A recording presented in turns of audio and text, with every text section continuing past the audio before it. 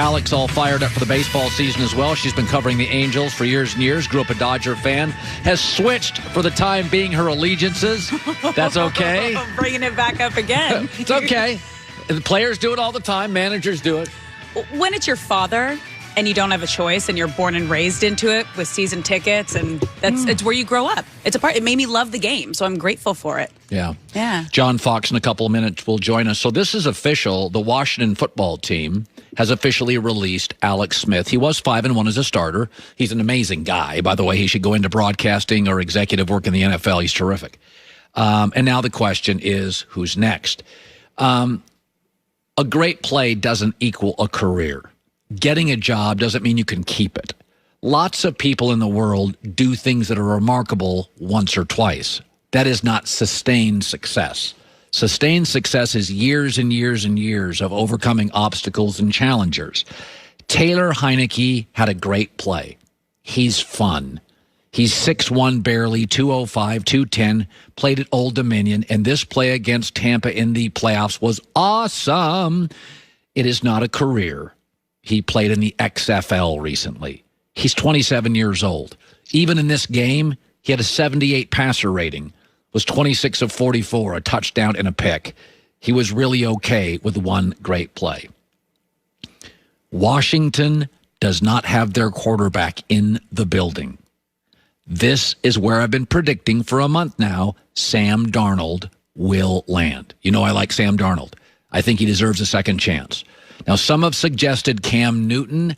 I do not believe Ron Rivera is looking for Cam Newton. I think he wants a young, coachable, head-down kid he can teach to play football his way. Cam's a star. He's made his money. He's been to a Super Bowl. I think Cam got tired of Ron and Ron got tired of Cam. I think they're better apart, and I don't think that's the answer, though I've seen it suggested today, and I'm kind of rolling my eyes at it. I don't think that's going to happen. Washington gives the Jets a second-round pick and gets him. Remember, Washington still has a first and 2/3 from the Trent Williams deal with San Francisco. So Washington's not compromising their draft. They'll still have 3 picks in the first 3 rounds. And you can get Sam Darnold right now for a second-round pick. Washington also they do not have a good enough draft position to get a top quarterback. So I will tell you this, that Jeremy Fowler, an insider for ESPN, is echoing what we've been saying for a month now, that Washington's starting quarterback is not in the room.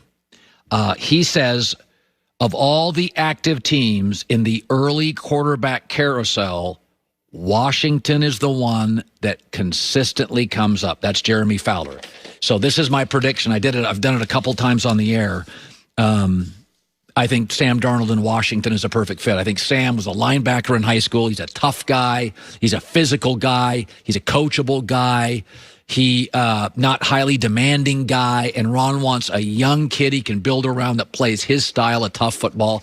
Plus, I think Washington's actually a little bit like Tampa. Not as good as Tampa, but Tampa for years always had talent. They couldn't get the quarterback right. Washington's football team's got some good players. They've got a really unbelievable front defensively. I like some of their wide receiving talent, tight end talent, running back talent. So I think they won the division last year. I think Washington's actually pretty good. I think it's a pretty good team that if you can get the quarterback right, be a 10-11 win team. I really believe that. John Fox has the highest winning percentage in Bronco franchise history. 16 years, 2 Super Bowl appearances with the Panthers and Broncos. And John Fox, former NFL head coach, is now joining us live in the herd. Love this. He's one of 4 head coaches to win both an NFC and an AFC championship game. You know, John, we were talking about this, about, Deshaun Watson. He wants a voice.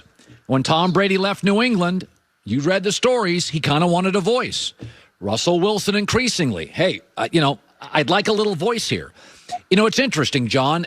You and I probably grew up generationally where if you were Phil Simms, you did what Bill Parcells told you to do. But it is a different generation, John. And how do you reconcile that with still having the coach is running the system, but you give these emerging star quarterbacks some say?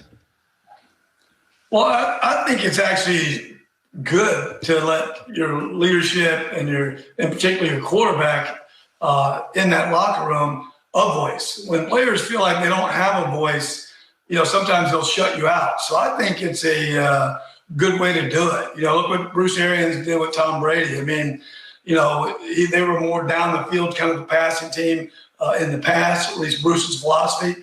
I think, Tom had input, and Tom was able to incorporate some short, more consistent, high percentage passing game. And I really ultimately think that was the difference in them being a playoff team versus being a Super Bowl champion.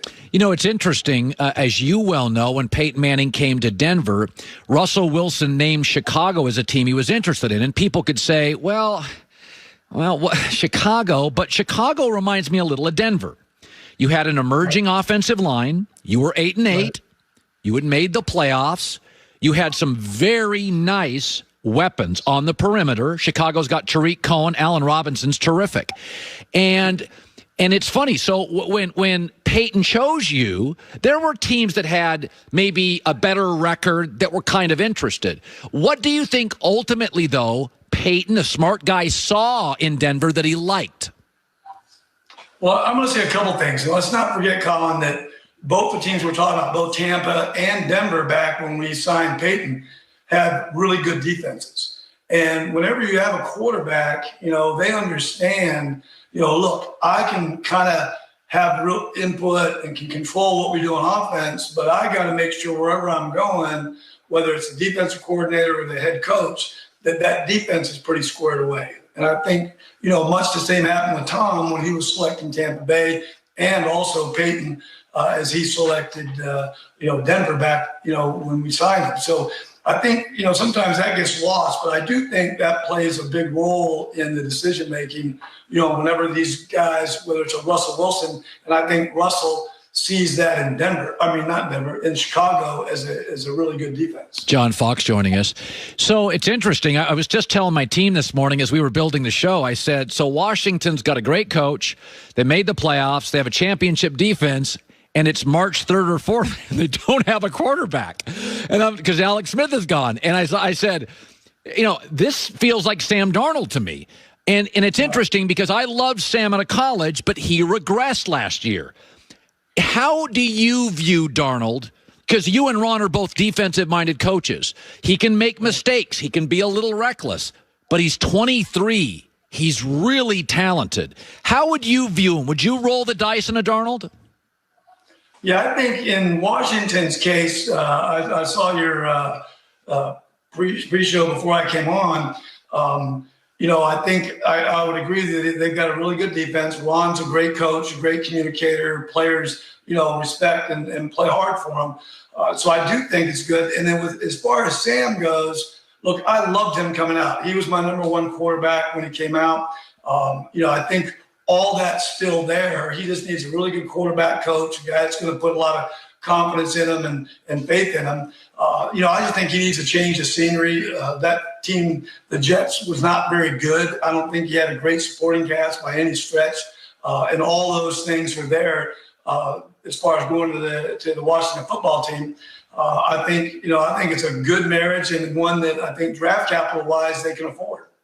It's the draft is April. Free agency now is coming up. And free agency is interesting because it's like a little bit like buying a used car. You don't know if the odometer, you're supposed to trust it completely. You don't know if the car's got quirks a little bit.